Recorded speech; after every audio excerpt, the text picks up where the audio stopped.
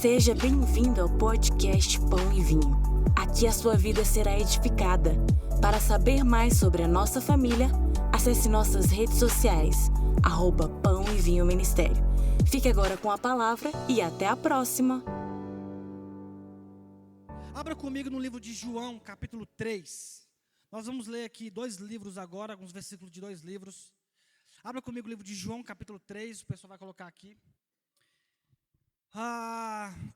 Essa palavra tem um nome, chama-se Evangelho, uma boa notícia. Amém?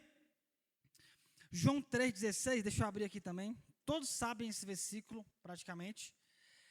Os teólogos dizem que é o versículo de ouro da Bíblia. Então, João 3,16 diz: porque Deus amou o mundo de tal maneira que deu o seu Filho unigênito, para que todo aquele que nele crê não pereça, mas tenha a vida eterna. Amém?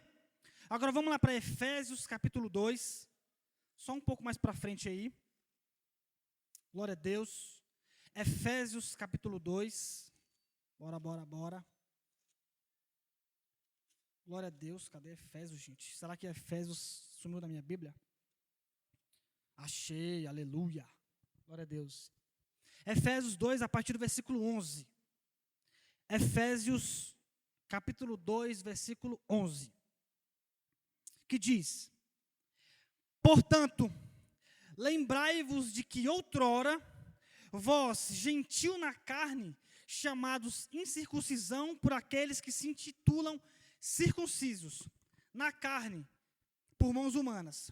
Naquele tempo, estáveis sem Cristo, separados da comunidade de Israel e estranhos às alianças da promessa, não tendo esperança e sem Deus no mundo. Mas agora, em Cristo Jesus, vós que antes estáveis longe, fostes aproximados pelo sangue de Cristo. Aleluia! Porque Ele é a nossa paz, o qual de ambos fez um, e tendo derrubado a parede da da separação que estava no meio, a inimizade, aboliu na sua carne a lei dos mandamentos da forma de ordenanças, para que dos dois criasse em si mesmo um novo homem, fazendo a paz. 16. E reconciliasse ambos em um só corpo com Deus, por intermédio da cruz. Repita comigo: por intermédio da cruz. Aleluia. Destruindo por ela a inimizade. E vindo, evangelizou paz a vós outros que estáveis longe, e paz também aos que estavam perto, porque por ele ambos temos acesso ao Pai em um Espírito. Aleluia. Hoje eu vim trazer uma boa notícia para você. E evangelho significa boa notícia. E que boa notícia é essa que o Senhor veio trazer para nós? É que Jesus, Ele te ama. É que Jesus, Ele quer uma amizade contigo. É que Jesus, Ele está contigo. É que Jesus, Ele te abençoa, te guarda, que Ele é o seu Senhor, que Ele é seu Salvador. Essa é uma boa notícia no qual nós andamos diariamente. Amém? E esse evangelho, que é uma boa notícia, ele é carregado de uma vida, que é a vida de Deus. Então o Senhor veio nos trazer uma boa notícia para nós, para que a gente viva nela. E uma boa notícia é que Deus amou o mundo de tal maneira que deu o seu Filho para todo aquele que nele crê, o seu único Filho para todo aquele que nele crê, não pereça, mas tenha a vida eterna. Jesus foi o único Filho de Deus, mas depois da sua morte ele foi o primogênito, porque aqui tem vários filhos de Deus. Amém? Então essa é uma boa notícia. Mas também eu não vim trazer uma boa notícia para você. Eu também vim trazer uma má notícia para você, para mim. E a má notícia é que nós somos pecadores, que nós ofendemos a Deus todos os dias através dos nossos pecados. Porque pecado, meus irmãos, não é somente desobedecer uma lista de regras. Não é somente isso, mas é ferir o coração de alguém. Pecado é ferir o coração de alguém. E quando nós pecamos, nós desonramos a Deus e ferimos o coração dele. Ferimos o coração daquele que nós dizemos: Jesus, o Senhor é o nosso amado. Nós, como pecadores, nós somos merecedores do inferno.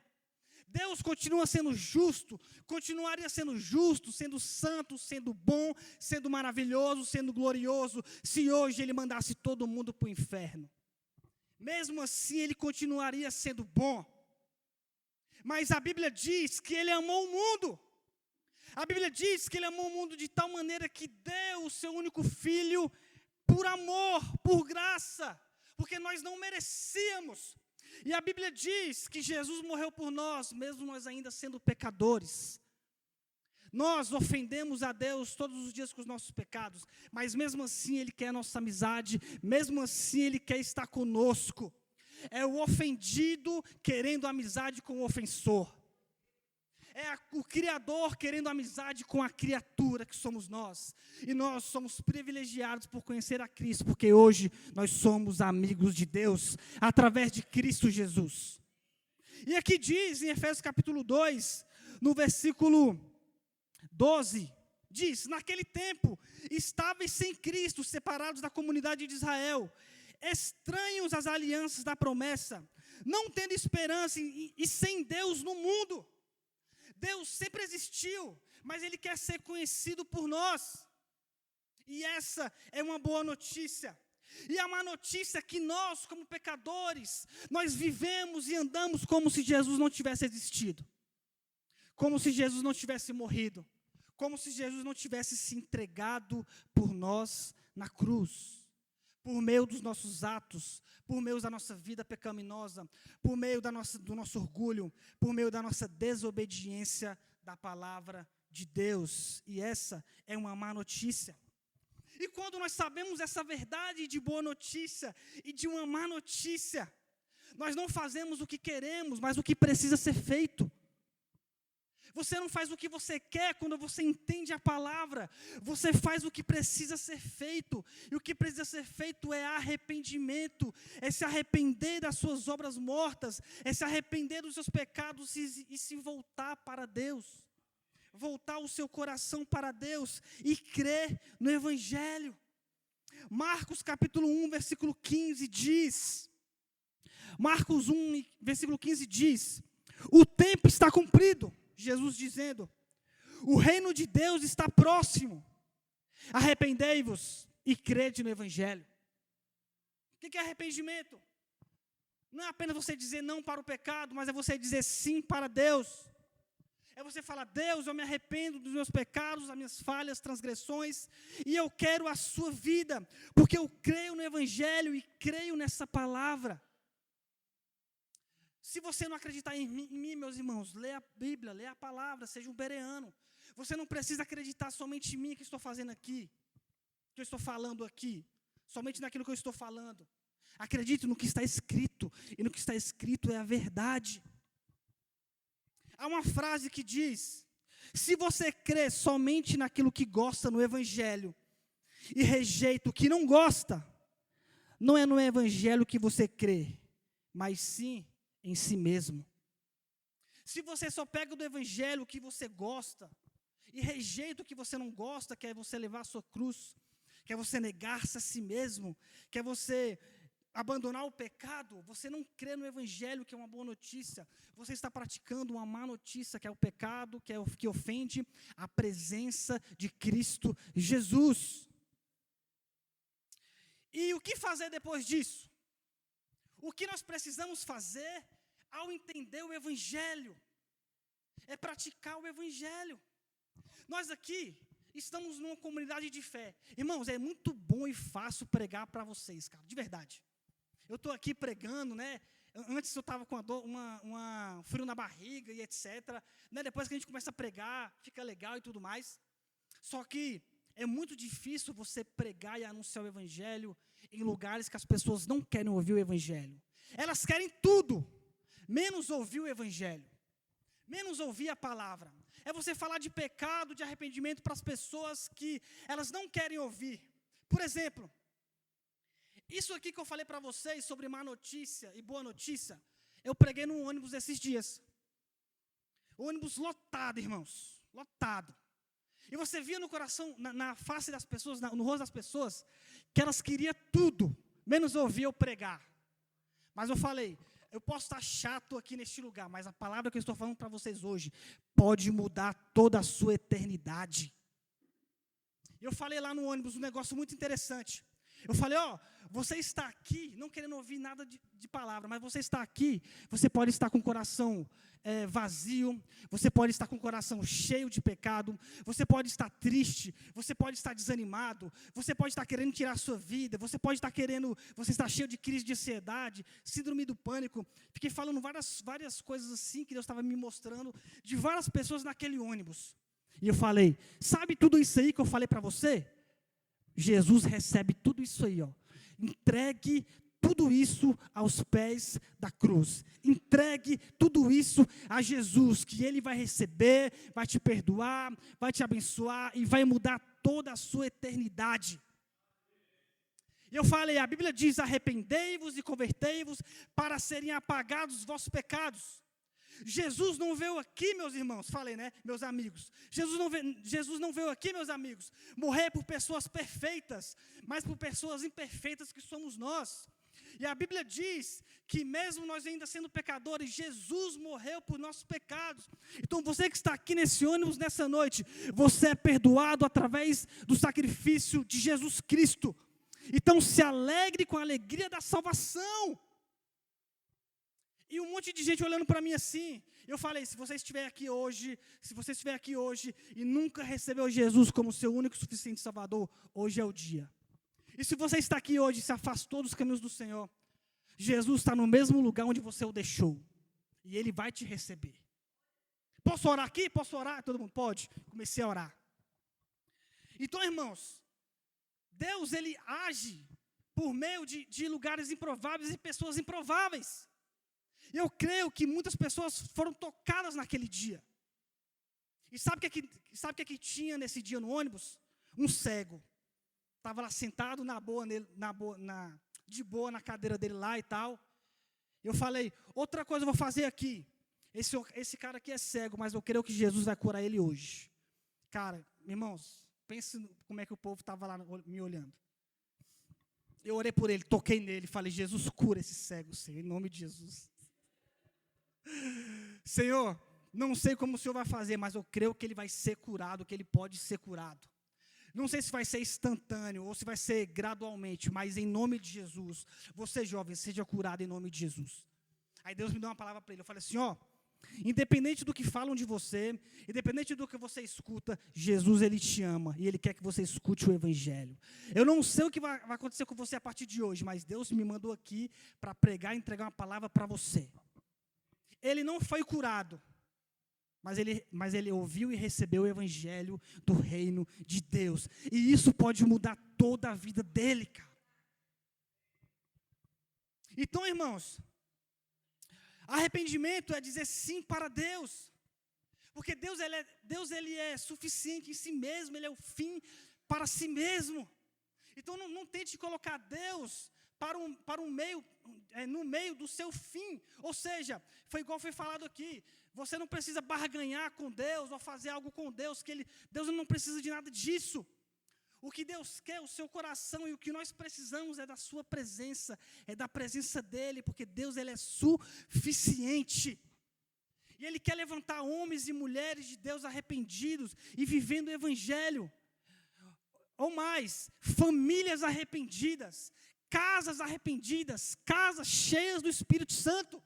Você na sua casa lavando a louça, sendo batizada com o Espírito Santo.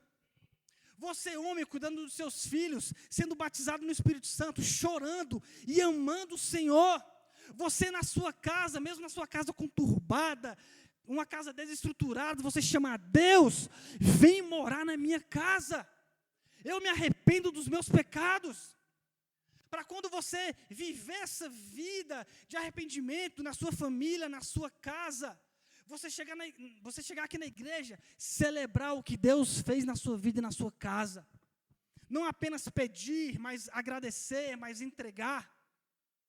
Tendo uma vida com Deus, uma vida do Evangelho no dia a dia com a sua família. Você marido, você esposa, mãe, pai, filho, filha. Vocês, na simplicidade da vida de vocês, no comum, no ordinário, adorando a Deus, glorificando o nome de Jesus, trocando a fralda do seu filho, trocando a fralda da sua filha, lavando o banheiro na simplicidade, no seu trabalho. Eu oro para que Deus te toque, que você vai no banheiro do seu trabalho e chore em arrependimento, pedindo: Deus, salve as pessoas do meu trabalho.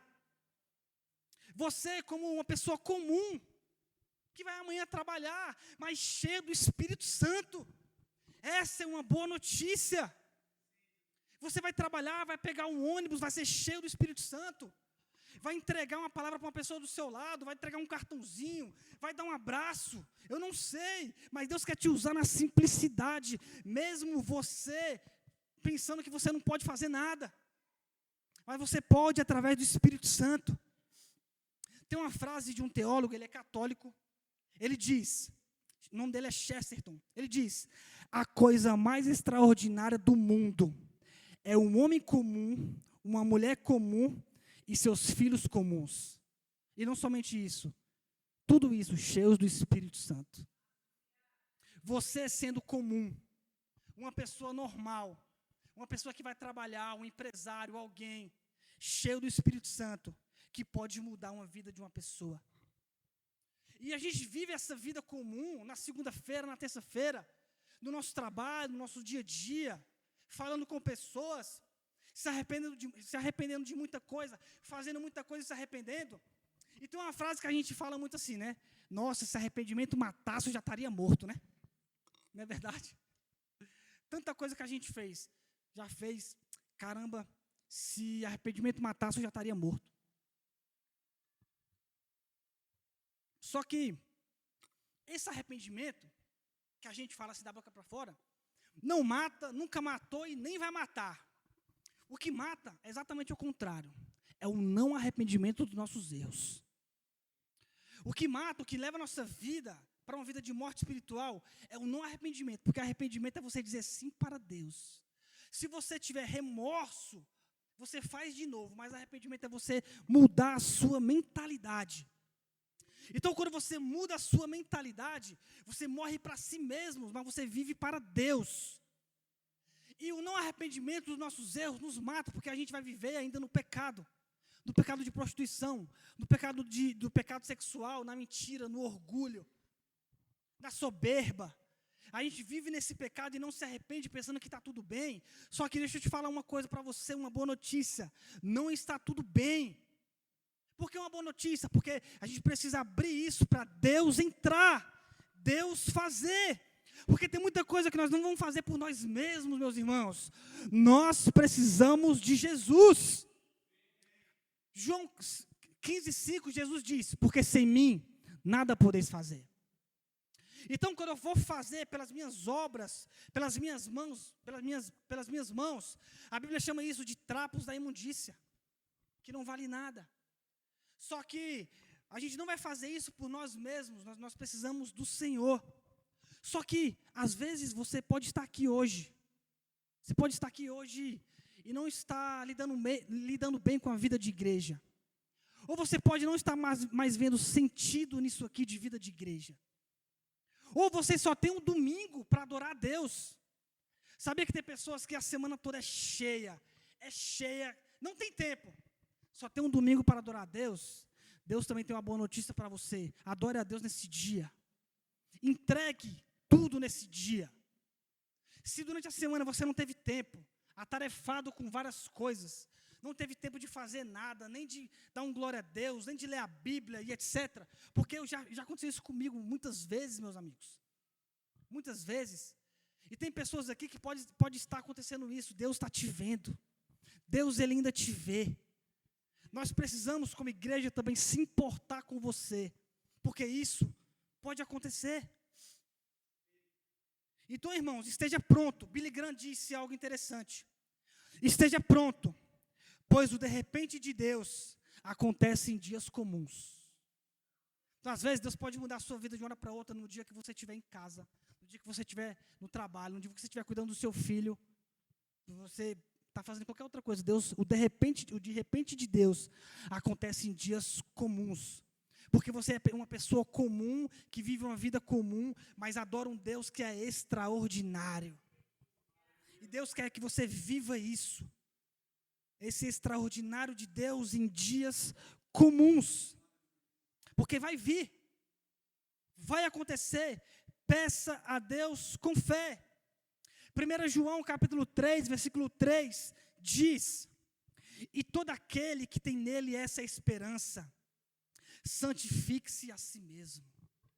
Se você tem essa esperança de viver uma vida de Deus, se você tem essa esperança no seu dia comum, no dia que você não tem tempo, no dia que você está chorando, no dia que você está tendo a sua crise de ansiedade, a sua síndrome do pânico, sabe? A sua crise de depressão, se você crê no Senhor, Ele pode entrar no seu dia mais terrível, no seu dia mais obscuro.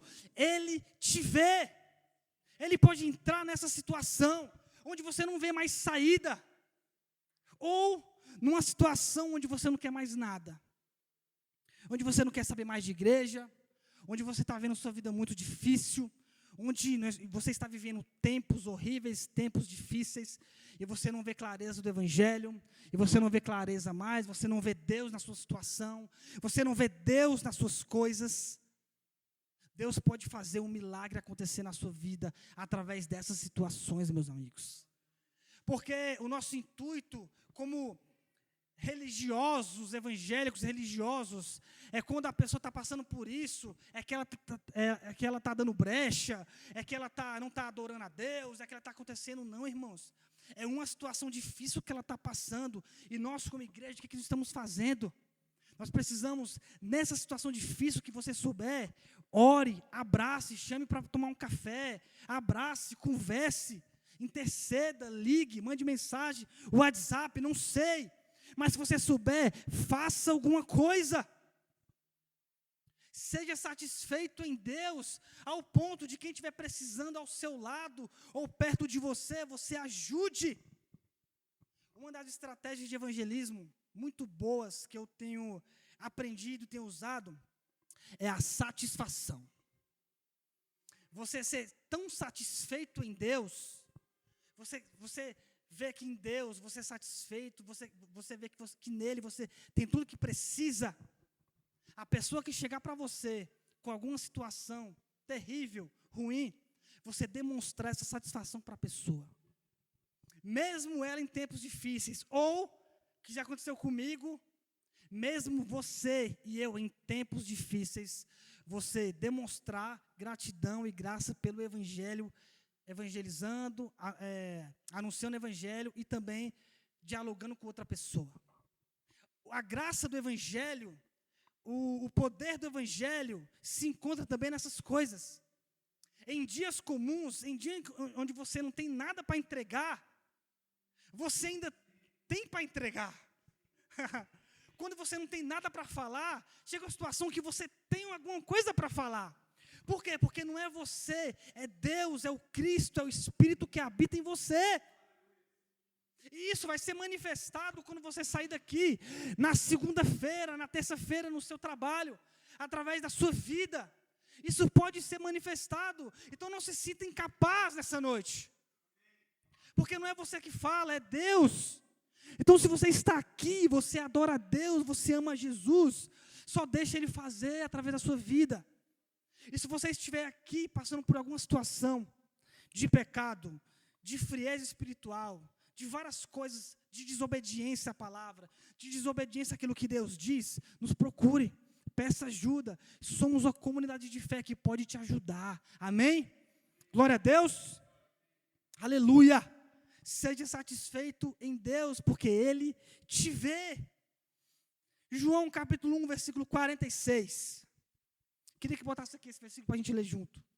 João capítulo 1, versículo 46.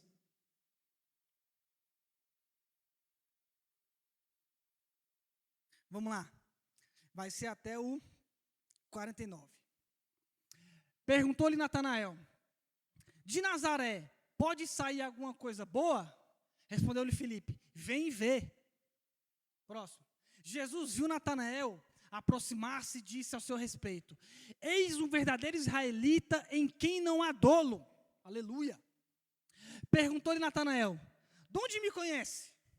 Respondeu-lhe Jesus: antes de Filipe te chamar, eu te vi quando estavas debaixo da figueira. 49. Então exclamou Natanael: Mestre, tu és o Filho de Deus, tu és o Rei de Israel. Aqui, irmãos, nesses versículos aqui, tem algo interessante. Tem um historiador que ele é muito bem conhecido, ele chama-se Flávio Joséfo. Ele é bem conhecido pelos historiadores, por pessoas que estudam a palavra, o evangelho, etc. Ele diz que o motivo que Natanael disse... Bota para mim de novo. Não, deixa eu falar. Cadê? Não abri, não. Não, está aqui. Espera aí. Aleluia. Está ali já? É o 49. Então exclamou Natanael: Mestre, tu és o Filho de Deus, tu és o Rei de Israel. Deixa aí, por favor. O motivo que Natanael falou isso, né, que ele exclamou, que ele ficou surpreso, foi porque tem duas versões. A primeira versão de Flávio Joséfo, ele fala que em uma época semelhante à do rei Herodes, que matava as crianças, ele matou as crianças, uma época, quando Natanael era criança, as crianças estavam sendo perseguidas, e a mãe de Natanael pegou e escondeu ele debaixo de uma figueira. Escondeu lá para ele não ser morto. Depois ela foi buscar, e ele não foi morto, obviamente, mas era algo que só Natanael e a mãe dele sabia. Essa é uma versão. A outra versão é que, na época de Natanael, que quando eles estudavam a Bíblia, as Escrituras, debaixo de uma figueira. Longe assim, debaixo de uma figueira, para meditar, para se arrepender, e etc. E ele exclamou: Mestre, ele falou: Mestre, tu és o Filho de Deus, tu és o Rei de Israel. Ou seja, ele ficou surpreso com aquilo que Jesus disse. E uma versão que eu acho bem interessante, que eu acredito, que é a de Flávio Joséfo, quando ele era criança, é que quando ele era perseguido, a mãe dele colocou ele debaixo da figueira, etc. E Jesus, ele desvendou o coração de Natanael com a palavra de conhecimento que Jesus teve, que só ele e Natanael sabiam. Que só a mãe de Natanael e ele sabiam. Só que, o porquê eu estou falando isso para você? Não é para falar do historiador Flávio Joséfo, não é somente para falar dessas duas versões, etc. Não. É porque, independente de onde você estiver, da situação que você passar, da obscuridade onde você estiver, Deus, Ele te vê. Deus, Ele olha para você. Deus, Ele está contigo. E o que Ele faz? Ele abre o seu coração e fala aquilo que você precisa escutar, não o que você quer escutar. E o que me chamou a atenção nessa história foi que Jesus, ele viu Natanael. Não só Augusto e a Veneza, né? Mas Jesus, ele viu Natanael. Porque o filho do Augusto e a Veneza chama-se Natanael, tá, gente? Se vocês não sabem, eles aqui. Então, o que eu quero falar para você? A Bíblia diz, Salmo 139, fala: se eu for no mais profundo abismo, quem está lá? Deus. Vamos ler? Salmo 139, não estava no script, mas vamos lá. Salmo 139, deixa eu abrir aqui, para alinhar e corroborar com essa palavra. Aleluia. A partir do versículo 5, Salmo 139, 5. Diz assim, ó: Tu me cercas por detrás e por diante, e sobre mim pões a mão. Tal conhecimento é maravilhoso demais para mim. É sobremodo elevado, não posso atingir. Olha aqui, olha o que diz no versículo 7. Para onde me ausentarei do teu espírito? Para onde fugirei da tua face? Se subo aos céus, lá estás. Se faço a minha cama no mais profundo abismo, lá estás também. Se tomo as asas da alvorada e me detenho nos confins dos mares, ainda lá haverá de guiar a tua mão, e a tua destra me susterá. Aleluia. Então, se você estiver aqui, porventura, se escondendo do Senhor, por algum motivo, lembre-se, Ele sabe onde você está. Ele não tem nenhum problema de ir no lugar onde você está, no pecado onde você está, no abismo onde você está. Ele não tem nenhum problema de fazer isso. o que ele vai fazer? É te tirar de lá. Mas se você quiser. Porque se ele for lá e você falar, Deus, eu não quero, e aí?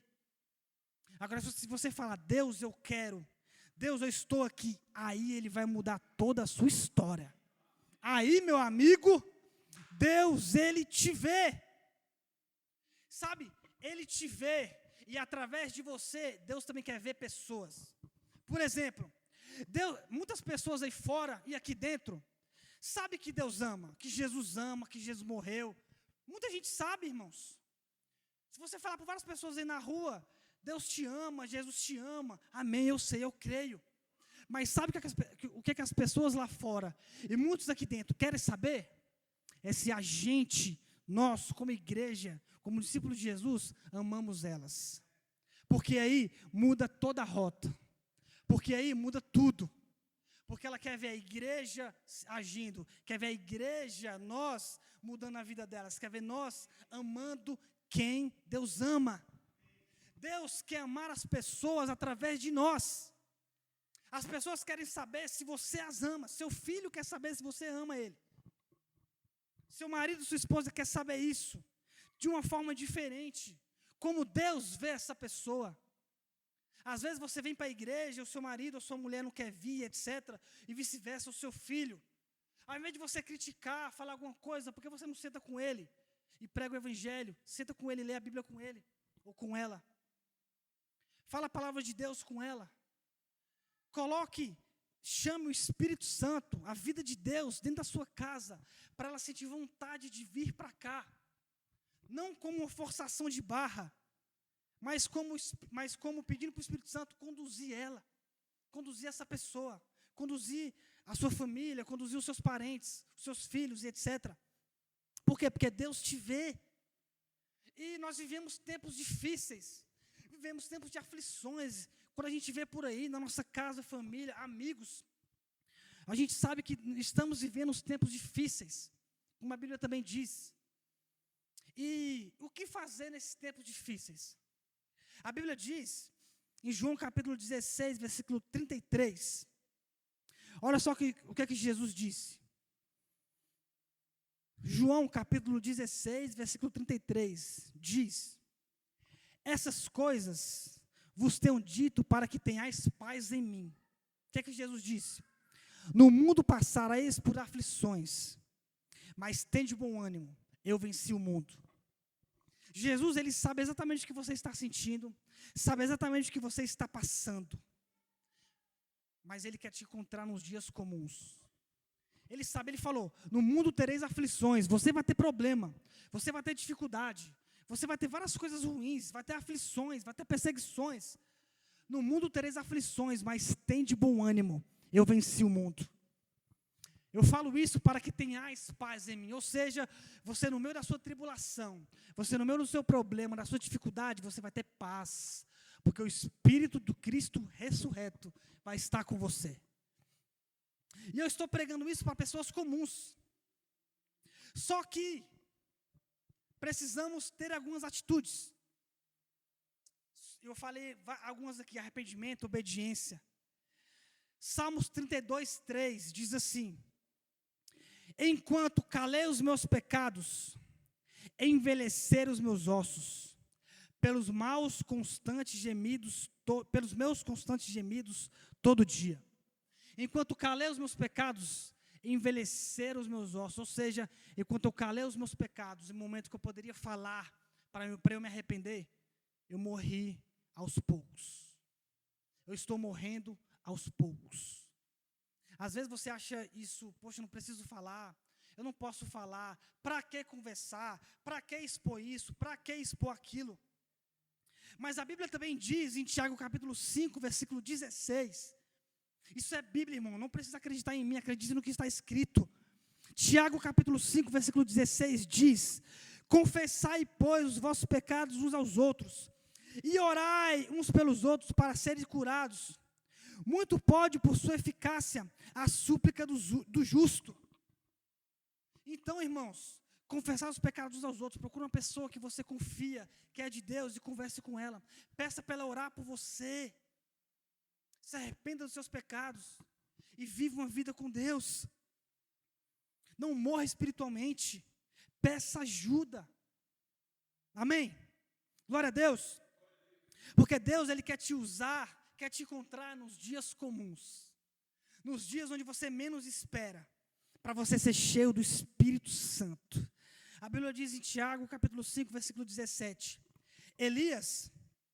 Tiago 5,17 diz: Elias era homem semelhante a nós, sujeito aos mesmos sentimentos, e orou com instância, com fervor, com convicção, para que não chovesse sobre a terra, e por 3 anos e 6 meses não choveu. Elias era sujeito aos mesmos pecados que você, que nós que estamos aqui, ó. Você que vai para casa, Elias, ele estava sujeito aos mesmos pecados, aos mesmos sentimentos que você sente. Mesma coisa, só que ele com fé, ele orou para o céu se fechar, e o céu se fechou. Ou seja, Deus ele te vê e Deus também ele te ouve através de uma obediência e arrependimento à sua palavra. Amém? Então, viva esse evangelho. Pessoas semelhantes a nós mudaram cidades. Pessoas semelhantes a nós, igual Elias, mudaram nações, mudaram pessoas, mudaram cidades. Mas o que eles fizeram? Eles se arrependeram, eles se voltaram para Deus, o coração deles, cheio do Espírito, estava em Deus. Por quê? Porque eles buscaram ao Senhor, conheceram ao Deus dos céus e da terra, e mudaram cidade, mudaram bairros, mudaram nações. O pastor falou depois que ele chegou, na última pregação, sobre a Rua Azusa. Eu te incentivo a pesquisar. Procura no YouTube, Rua Azusa, tu vai ver um bocado de coisa. Um homem, que ele quis Deus. Agora, imagine um homem que quis Deus, fez aquilo tudo na Rua Azusa. Deus, ele veio, ele morou naquele lugar por um tempo. Imagine isso, uma comunidade de fé como nós aqui, não pedimos para que Deus se mova e more em São Sebastião. O que pode acontecer na nossa cidade? Deus ele pode mudar a nossa cidade através do nosso clamor. Mas o nosso coração, meus amigos, meus irmãos, precisa estar em Deus e também na nossa cidade, amando quem Deus ama. Então não reclame da sua cidade, abençoe a sua cidade, abençoe o seu bairro, abençoe os seus familiares. E você vê homens como Evan Roberts, lá no país de Gales, que ele se juntou em oração, ele ficou 13 anos orando por um avivamento no país de Gales. Ele começou com 13 anos, quando ele tinha 26 anos, Deus ele morou no país de Gales. E ele falou assim, nós queremos ganhar 100 mil almas em um ano, ou um pouco mais de um ano. Irmãos, em 6 meses eles ganharam mais de 100 mil almas para Jesus. Por quê? Porque Deus morou naquele lugar, através de um homem, de uma oração, de anos de oração, na verdade, através de homens com coração dispostos, com mulheres com coração dispostos a adorar a Deus, a pedir, a clamar para que Deus venha, e Deus ele vai vir. Então nós, como igreja, como discípulo de Jesus, nós queremos mais de Deus, precisamos pedir para que Ele venha, não só apenas para a nossa comunidade de fé, mas para a nossa cidade, em nome de Jesus. Semelhantemente, aconteceu nos anos 2000, lá em Belo Horizonte, lá com a Lagoinha, e com o pessoal de lá. Irmãos, há 26 anos atrás, Deus ele derramou um avivamento naquele lugar, lá em Belo Horizonte, que vários ministros de adoração, da palavra que você conhece hoje, nasceram lá, foram cheios do Espírito lá. E o que Deus pode fazer na nossa cidade também, irmãos? Porque a gente olha para o passado, vê tudo isso que aconteceu e fala nos dias de hoje. Porque Deus ele ainda continua sendo o mesmo. Deus ele pode fazer, irmãos, através de pessoas de corações dispostos. E para encerrar o último versículo, depois eu vou falar uma última história. Hebreus capítulo 2, versículo 1, que diz, bota aqui para mim, por favor. Hebreus 2, 1. Tudo isso que fecha, tudo isso que eu falei para você, que diz, por esta razão, importa que nos apeguemos com mais firmeza às verdades ouvidas, para que delas jamais nos desviemos. Por esta razão, Por isso tudo que eu falei, importa que a gente se apegue com firmeza à palavra que você escuta, a palavra de Deus, para que você não se desvie dela. E se você, porventura, estiver se desviando, meus amigos, peça ajuda. De verdade. A gente não está aqui para te julgar, a gente está aqui para te acolher. Para te acolher, para ponderar aquilo que você tem, para avaliar a sua vida, porque julgar também é avaliar. Não, a gente não está aqui para te condenar, mas para te abraçar e te ensinar o caminho da verdade do Evangelho. Agora, para encerrar, uma última história verídica. No ano 64 depois de Cristo, Nero colocou fogo em Roma. E lá em Roma tinha vários cristãos naquele lugar. E eles pregavam, e eles anunciavam o Evangelho, e etc. E alguns historiadores dizem que eles falavam muito sobre ser a luz do mundo.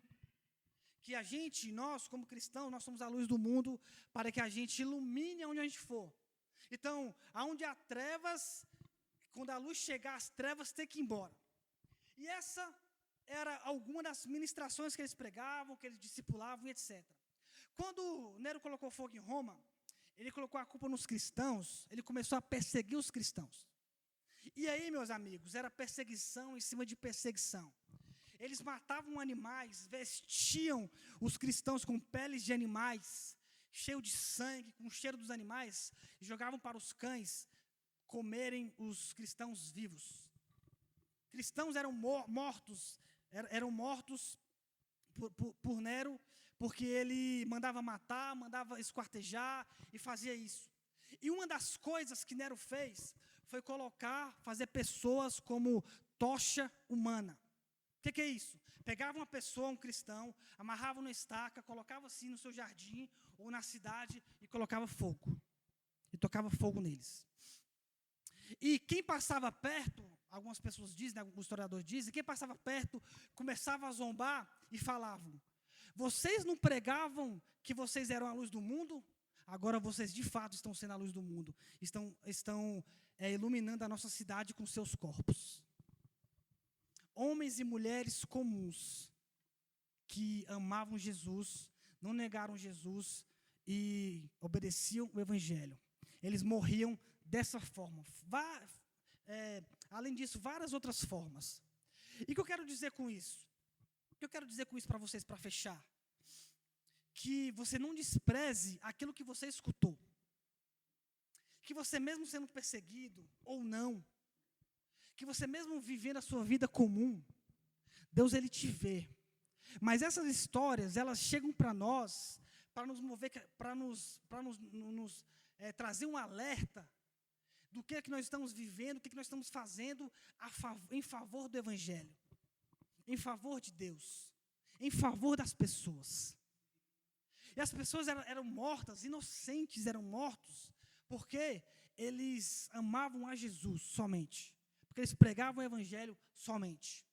E algumas histórias de cristãos da época falavam que quando eles estavam no jardim de Nero, que eles colocavam um do lado, outro do outro, assim, queimado, eles começavam a adorar a Deus, começavam a cantar uma canção a Deus, todos juntos. E eles cantavam sendo queimados. E dizem que quando um morria queimado, da parte que esse aqui que morreu queimado parou, o outro do lado continuava a música. E assim por diante, até todos morrerem. Então, meus amigos, meus irmãos, tudo isso que eu falei para você é um alerta, é uma boa notícia para você.